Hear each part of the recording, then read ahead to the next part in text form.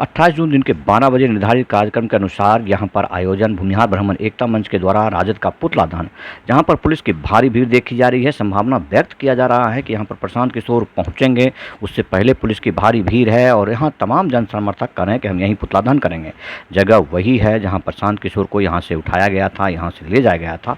अब सुनिए शासन आया, बोले कि यहाँ पुतला दान नहीं करना है, क्या आप लोग आगे करिए, यहाँ कैंपस को खाली कर दिया जाए। तो ये कहीं ना कहीं राजद सरकार का मिली मिलावट है कि पुतला दान करने से पहले ही हम लोग का भी अपना जिम्मेवारियाँ है और वो भी हम लोग को सही रास्ता दिखा रही है और हम लोग तो अपना जो काम करने आए हैं करेंगे ही, हम लोग डरने वाले नहीं हैं। जब कोई योद्धा नहीं बचा लड़ने को उग्रवाद के तीरों से, जब कोई योद्धा नहीं बचा लड़ने को उग्रवाद के तीरों से, तब बिहार की आस बंधी थी एकमात्र रणवीरों से।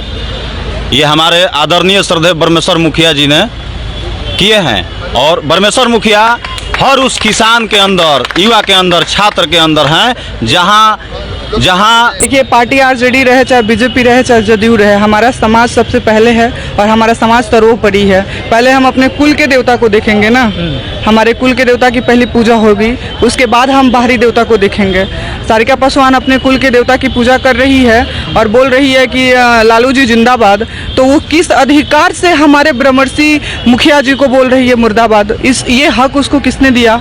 और हम लोग तब तक लड़ेंगे और जब तक पार्टी उसको निष्कासित नहीं करता है और उसको वो जो कुर्सी मिला हुआ है बैठ के बटर करने के लिए, आज तक तेजस्वी जी के किसी भी चुनावी मैदान में सारिका पासवान दिखी है? हम ब्रह्मर्षि के बेटी हैं और 5 साल से हर फील्ड में दिखे हैं। उनको मानने वाले लोग हैं, ये कोई युवा नहीं है। ये सब आने वाले समय में ब्रह्मेश्वर मुखिया है, अपने समाज के लिए, अपने माँ बहन के रक्षा के लिए हमेशा खड़े रहने वाले लोग हैं भैया। अच्छा, सारिका पासवान पे क्या कहोगे? सारिका पासवान पे कुछ नहीं कहना है, कहना सिर्फ तेजस्वी और लालू को है कि चारा चोर तुम हो, हमरे ब्रह्मेश्वर मुखिया हमरे भगवान है। तुम्हारे समाज के लोग कहते हैं कि कृष्ण जी माखन चोर थे, तो तुम चारा चोरी करोगे?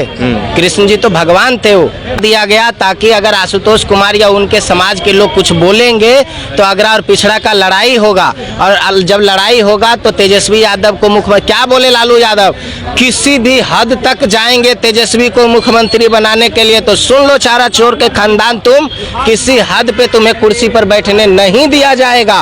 अगर हमारे समाज के, हमारे पूर्वजों को, हमारे पूर्वाचार्यों को गाली तुम दोगे, तुम्हारी इतनी औकात हो गई कि तुम चारा खा करके हमारे समाज को गाली दो, हमारे समाज के महिलाओं को अपमानित करो। सरिका पासवान को लोग आरजेडी के लोग, ये A to Z की बात, इनकी करनी और कथनी में बड़ी फर्क है।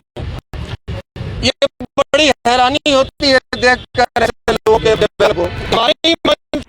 तो अब यहाँ से समस्त संभावनाएं खारिज होती है। प्रशांत किशोर को जिस तरह से यहाँ से गांधी मैदान से ये कहा जाने लगा था कि आप यहाँ पर मत बैठिए, कहीं और पर बैठिए, बिहार प्रशासन की एक निष्पक्षता देखने को मिली कि इसी तरह आशुतोष कुमार को भी साफ तौर पर वहाँ से सिर्फ हटाया गया।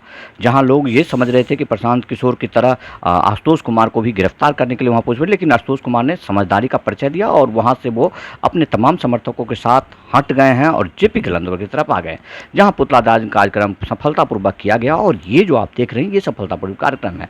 अब देखना यह है कि राजनीतिक का एक बहुत बड़ा बखेरा जो सामने आता है कि जैसे ही सुनने को मिलता है कि SC ST का आरोप लगा और तुरंत गिरफ्तारी बनती है, लेकिन यहाँ आयोग पूर्ण रूपेण निष्पक्षता के साथ बात कर रही है और जिस तरह से एक राजनीतिक माहौल क्रिएट किया गया जहाँ पर महापुरुषों को गाली दिया गया, यहाँ कहीं से SC ST का नहीं बनता है। लेकिन प्रशांत किशोर की तरह जिस तरह से कानूनी बातें की जाती है उस तरह बात तो नहीं कर पाते हैं आशुतोष कुमार, लेकिन यहाँ आशुतोष कुमार ने ये दिखाया उन तमाम लोगों को कि हम आपके कानून का सम्मान करते हैं, आपके तमाम उन चीज़ों का सम्मान करते हैं, लेकिन जहाँ से हमको अभद्रता मिलेगा तो हम अभद्रता का जवाब अभद्रता से भी दे सकते हैं।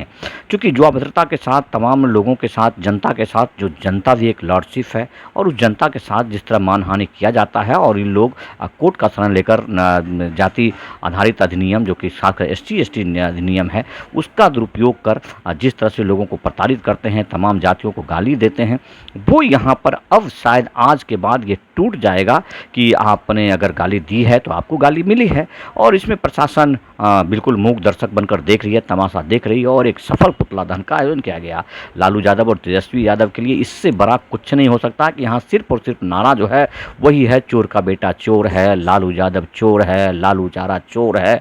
तमाम चीज़ जिस प्रकार के वो हकदार हैं और जैसी हरकतें वो कर रहे हैं, यहाँ पर एक सोची समझी साजिश के तहत एक आग लगाया गया।